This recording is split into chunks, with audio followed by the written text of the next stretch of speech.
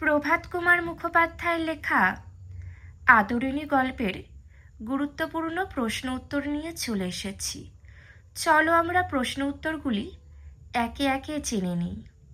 প্রথম প্রশ্ন, মহারাজা নরেশচন্দ্র জয়রামবাবুকে যেভাবে বিয়েবাড়িতে যাওয়ার পরামর্শ দিয়েছিলেন, দেখে নাও। গরুর গাড়িতে করে। পরবর্তী, কীরা বন্ধ করিয়া হাত কুটাইয়া বসিলেন, দেখে নাও উত্তরটি। পরবর্তী, একজোড়া নূতন বলদ কিনে এনেছিল, দেখে নাও ইমামন্দি শেখ। নেক্সট, 2-3 জমিদারের হাতি ছিল শহর থেকে 2-3 ক্রোশের মধ্যে। নেক্সট, একটি মাদি হাতি আছে যার কাছে হাতিটি ছিল, উমাচরণ লাহিড়ীর কাছে। পরবর্তী, উমাচরণ লাহিড়ী যেখানকার জমিদার ছিলেন, বীরপুরের। নেক্সট, উমাচরণ লাহিড়ী তার হাতির দাম চেয়েছিলেন 2000 টাকা। পরবর্তী, জয়রাম মুখোপাধ্যায় উমাচরণ লাহিড়ীকে হাতির সঙ্গে চা পাঠাতে বলেছিলেন। কোনো একজন বিশ্বস্ত কর্মচারী। পরবর্তী, জয়রাম মুখোপাধ্যায়ের বাড়িতে হাতি এসেছিল বেলা 7টার সময়।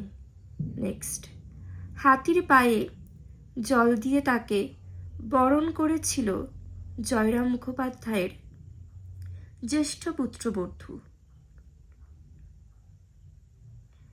পরবর্তী, তাহার ললাট রঞ্জিত করিয়া দিলেন, যার ললাট রঞ্জিত করা হয়েছিল, আদরিণীর।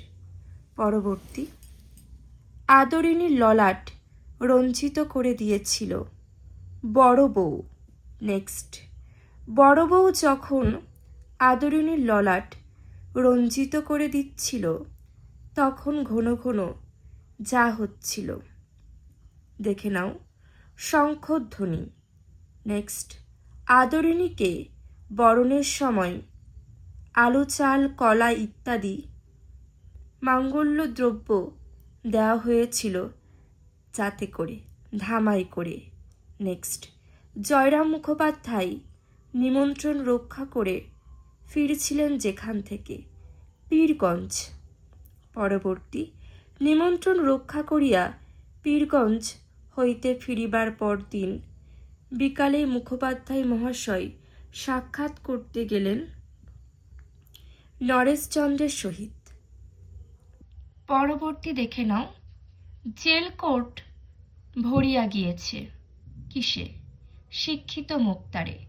আরেকটি কথা তোমাদের বারে বারে বলে দিই, আমি যে প্রশ্নগুলিতে দাগ দিয়ে রেখেছি ওগুলো কিন্তু খুবই গুরুত্বপূর্ণ। আর আমার শরীরটা একটু খারাপ, কারণ ঠান্ডা লেগে প্রচণ্ড গলা ব্যথা, সেই জন্য খুব একটা কথা বলতে পারছি না। হয়তো কিছু কিছু জায়গায় অস্পষ্ট লাগছে, তোমরা একটু মানিয়ে নিও। পরবর্তী, দেখে নাও, জয়রাম মুখোপাধ্যায়ের পুত্র সংখ্যা 3টি। নেক্সট, জয়রাম মুখোপাধ্যায়ের জ্যেষ্ঠ ও মধ্যম পুত্র মূর্খ। পরবর্তী, জয়রাম মুখোপাধ্যায়ের কনিষ্ঠ পুত্রটি পড়াশোনা করে কলকাতায়। নেক্সট, ছোকরা মুক্তাররা মাথায় দেয়, দেখে নাও। নেক্সট, যে মনুষ্য পদ বাচ্যই নয়, যার কথা বলা হয়েছে, যে ইংরেজি জানে না। পরবর্তী, জয়রাম মুখোপাধ্যায় যে বয়সে অবসরের কথা বলেছিলেন, 60 বছর বয়সে। নেক্সট, বড় ছেলে উপার্জন করলে জয়রাম মুখোপাধ্যায় অবসর নিয়ে বাড়িতে বসে যা করতেন, হরিনাম। নেক্সট, জয়রাম মুখোপাধ্যায়ের শেষ মোকদ্দমাটি ছিল একটি খুনের। পরবর্তী তথ্য দেখে নাও, জয়রাম মুখোপাধ্যায়ের শেষ মোকদ্দমাটি ছিল একটি খুনের। নেক্সট দেখে নাও। জীবনের শেষ মামলায় জেতার পরে জয়রাম মুখোপাধ্যায় নিজেকে দায়রা আদালতের জজের যা বলেছিলেন দেখে নাও। নেক্সট, জীবনের শেষবার এজলাস থেকে বেরিয়ে আসার সময় জয়রাম মুখোপাধ্যায় যা করেছিলেন। জজ সাহেবকে সেলাম। নেক্সট, মূলধনে হাত পড়িতে লাগিল, তার কারণ সুদের টাকায় সংসার চলছিল না। নেক্সট, লোকজন জয়রাম মুখোপাধ্যায়কে বলেছিল যে আদরিণীকে বিক্রি করলে তার মাসে বেঁচে যাবে 30-40 টাকা।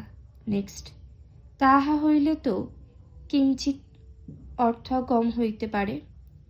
যেভাবে অর্থগম হতে পারে আদরিণীকে ভাড়া দিয়ে। নেক্সট, হাতি ভাড়ার বিজ্ঞাপনে জয়রাম মুখোপাধ্যায়ের নামের তলায় কোন জায়গার নাম লেখা ছিল? চৌধুরী পাড়া। নেক্সট, হাতি ভাড়া দিয়ে জয়রাম মুখোপাধ্যায়ের আয় হতো 15-20 টাকা। যে যে তথ্যগুলি আমি আলোচনা করে দিলাম ক্লাস 12-এর ছাত্রছাত্রীদের জন্য। তোমাদের যেহেতু সামনে পরীক্ষার বেশ কিছু বাকি হয়তো, কিন্তু তোমরা এখন থেকেই এগুলো ভালো করে জেনে রেখো, পড়ে নাও।